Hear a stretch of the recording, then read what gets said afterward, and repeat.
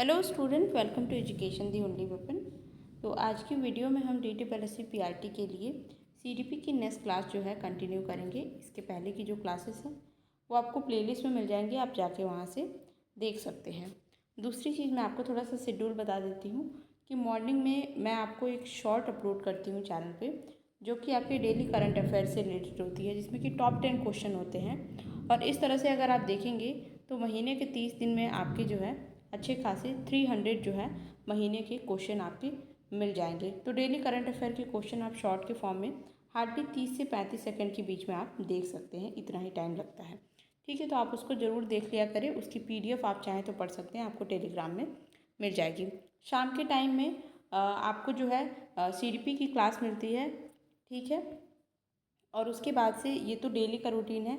बाकी वीकली आपको जो है प्रैक्टिस सेट देखने को मिलता है। वीकली आपको 3 प्रैक्टिस सेट देखने को मिलता है 2-2 दिन पे DTPLSC PRT के लिए। तो कल अभी मैंने एक प्रैक्टिस सेट सेकंड अपलोड किया है, जिसमें कि हम 65 क्वेश्चन सॉल्व करते हैं, जो कि आपके हिंदी, इंग्लिश, जनरल अवेयरनेस और CDP से रिलेटेड रहता है। तो आप ज़रूर जाके उसको सॉल्व करें, देखिए कि आपका क्या स्कोर बन रहा है। चलिए अभी शुरू करते हैं हमारा जो नेक्स्ट क्लास है। पिछली वीडियो में हमने पढ़ा था चाइल्ड डेवलपमेंट हमने स्टार्ट कर दिया था, बाकी रिसर्च वगैरह तो हमने कंप्लीट कर लिया है। तो चाइल्ड डेवलपमेंट हमने देखा था कि डेवलपमेंट कितने एस्पेक्ट में होते हैं, क्या चीज़ें होती हैं। आज हम देखेंगे कि जो डेवलपमेंट होता है वो क्यों होता है, क्या कारण है उसके पीछे। ठीक है, तो डेवलपमेंट के पीछे तो वैसे मेनली देखें तो 2 कारण है। इसमें इसको और बाइफरकेट करते हैं और भी ज़्यादा इसको डिवाइड करना चाहें तो डिवाइड हो सकता है। बाकी हम 2 मेन कारण होते हैं। पहला तो होता है हमारा जेनेटिक रीजन, ठीक, कि वो हमारे अंदर बाई नेचर प्रोड्यूस है। और दूसरा होता है हमारा इन्वायरमेंट। हमारे ग्रोथ का, डेवलपमेंट का यही 2 सबसे मेन रीजन होता है। अच्छा, अनुवांशिकता क्या होता है? अनुवांशिकता का मतलब होता है, सीधा सा मतलब होता है कि हमारे फादर और मदर यानी हमारे पेरेंट से हमारे अंदर जो कैरेक्टर है उनका ट्रांसफ़र होना। उसके बाद से हमारे अंदर नेचर के थ्रू जो प्रोसेस है कि ह्यूमन बॉडी में जो चेंजिंग होती है उसकी उम्र बढ़ने के साथ, तो उसको हम मेच्योरेशन के अंदर कंसीडर करते हैं या फिर हेरिडिटी के अंदर जो है कंसीडर करते हैं। अगर साइंस में जाएंगे तो उसका तो बहुत सारा पार्ट हो जाएगा कि ये साइंस हो गया, वो साइंस हो गया। बाकी हम CDP में जब पढ़ते हैं तो इसको मेच्योरिटी यानी परिपक्वता, इसके अंतर्गत देखते हैं कि जो बॉडी है सबसे पहले बाल्यावस्था में, चाइल्ड फेज में है, उसके बाद से आपका फिर वो है एडोलेसेंस में जाती है, फिर आपका एडल्ट बनती है। तो ये उम्र बढ़ने के साथ हमारी बॉडी में इस टाइप की चेंजिंग होती है। तो ये जो होता है हमारा हेरिडिटी के अंतर्गत आता है। ठीक है, कि बॉडी का ग्रोथ होना, जैसे कि हमारी हाइट बढ़ रही है, वेट बढ़ रहा है, हमारे ऑर्गन जो है डेवलप कर रहे हैं, तो ये सारी चीज़ें हेरिडिटी के अंतर्गत आती हैं। पर हमारा जो सोशल ग्रोथ हो रहा होता है, हमारा जो मेंटल ग्रोथ हो रहा होता है, हमारी जो लॉजिकल थिंकिंग की जो हमारी वे ऑफ थिंकिंग है, जो हमारी कॉग्निटिव डेवलपमेंट हो रही है, वो सारी चीज़ें हमारे एनवायरनमेंट के थ्रू कंट्रोल होती है। कहने का मतलब है कि हमारे अगल बगल जैसा एनवायरनमेंट हमको मिलेगा, हम उसी के अनुसार जो है ग्रो करते हैं और हमारे अंदर उस टाइप की चीज़ें जो हैं हम एक्वायर्ड कर लेते हैं, हम सीखते हैं उन चीज़ों से, जो भी हमारे आसपास का जैसा भी माहौल होता है। ठीक है, तो ये 2 मेन रीजन होते हैं जिनकी वजह से डेवलपमेंट पे बहुत ज़्यादा फ़र्क होता है और इनकी वजह से डेवलपमेंट जो है अफेक्टेड होता है, whether it is in a positive way और इन नेगेटिव वे। ठीक, एक और चीज़ कि एक बच्चा जो है अपने अनुभव के थ्रू, अपने अनुभव के द्वारा, एक्सपीरियंस के द्वारा जो कुछ सीखता है उसको हम क्या बोलते हैं? अधिगम, लर्निंग। ठीक है, कि जैसे कि एक बच्चा स्कूल में जा रहा है, उसको जीरो बनाना सिखाया जा रहा है। ठीक है, तो वो अनुभव करता है, वो उस चीज़ को एक टाइम आता है जब वो बनाना सीख जाता है। तो ये उसका क्या करता है, उसने कुछ करके सीखा है, उसने कुछ एक्सपीरियंस करके चीज़ों को सीखा है, तो हम इसको क्या बोलते हैं? लर्निंग बोलते हैं। और ये हमारा इन्वायरमेंट के अंतर्गत आता है। क्वेश्चन कभी कभी सीटेट में ये पूछता है कि आपका डेवलपमेंट जो है किससे इफेक्टेड होता है। ऑप्शन में आपको इन्वायरमेंट रहता है, हेरिडिटी होती है, मैच्योरिटी भी कहीं कहीं हेरिडिटी को लिखता है। तो आंसर आपका सीधा सा हो जाएगा इन्वायरमेंट प्लस मैच्योरिटी या फिर हेरिडिटी। इन दोनों से जो है डेवलपमेंट जो है हमारा क्या होता है? इफेक्टेड होता है। ठीक, अब हम देखते हैं हमारा जो फिजिकल जो ग्रोथ है, फिजिकल हमारी जो, अभी हम यहाँ पे शारीरिक विकास की चीज़ देख रहे हैं। तो फिजिकल ग्रोथ में एक बड़ा इंपॉर्टेंट एस्पेक्ट होता है मोटर स्किल। ये हमने सीटेट के टाइम में भी पढ़ा होगा, देखा होगा आपने। मोटर स्किल क्या होता है? मोटर स्किल से सीधा सा मतलब होता है हमारी मांसपेशियों से, हमारी मसल से, ठीक है।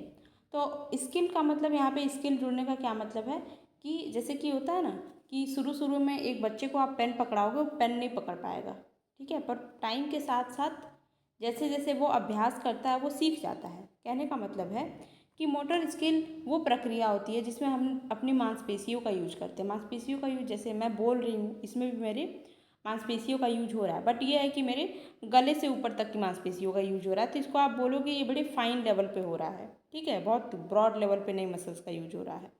तो चलना फिरना, दौड़ना, लिखना, बोलना, कोई भी काम कर रहे हैं, अपनी फिजिकल एक्टिविटी कुछ भी कर रहे हैं, नाच गाना, स्विमिंग, कुछ भी हो रहा है, तो ये सारी चीज़ें क्या हो जाती हैं, ये सब मोटर स्किल के अंतर्गत आती हैं, ठीक है। हाँ, और एक और बात होती है कि हम इसमें जितनी प्रैक्टिस करते हैं, ठीक है, जितनी प्रैक्टिस करते हैं उतनी ही ज़्यादा इसमें जो है बेटरमेंट देखने को मिलती है, ठीक। वही मैंने एग्जाम्पल में भी दिया है कि बच्चा शुरू शुरू में पेन नहीं पकड़ पाता है, पर धीरे धीरे टाइम के साथ जो है वो जितना हम उसमें प्रैक्टिस कराते हैं उसको सीख लेता है। इसके भी दो टाइप कर दिए गए हैं समझने के लिए बस, ठीक है, अंडरस्टैंडिंग के लिए, कि एक होता है हमारा फाइन या फिर स्मॉल मोटर स्किल, और एक होता है हमारा ग्रॉस या फिर बिग मोटर स्किल, यानी सूक्ष्म और स्थूल। देखिए, जब हम किसी काम को करने के लिए छोटे मसल्स का यूज कर रहे हैं, जैसे अपनी उंगलियों का प्रयोग कर रहे हैं, ठीक है, अपनी उंगलियों का प्रयोग कर रहे हैं, कुछ ऐसे पेन हमने पकड़ा हुआ है तो हम अपनी उंगलियों का प्रयोग कर रहे हैं, तो ये बहुत छोटे लेवल पे मैंने हम मतलब हमने मसल्स का यूज किया है, तो उसको हम बोलते हैं फाइन या फिर स्मॉल मोटर स्किल, ठीक है। और जब हम अपने बॉडी के लार्ज मसल्स का यूज कर रहे हैं, लाइक हम चल रहे हैं या फिर हम दौड़ रहे हैं, हम फुटबॉल खेल रहे हैं, हम स्विमिंग कर रहे हैं, तो हमारे पैर के लार्ज मसल्स, हमारी बॉडी के लार्ज मसल्स उसमें क्या हो रहे हैं, यूज हो रहे हैं, तो उसको हम बोलते हैं ये ग्रॉस मोटर स्किल लेवल की चीज़ है, ठीक है। तो ये हम क्यों पढ़ रहे हैं? क्योंकि बच्चे में जो डेवलपमेंट होता है ना वो इसी तरह से होता है, ठीक है। हम ये पढ़ना हमारे लिए ज़रूरी क्यों है?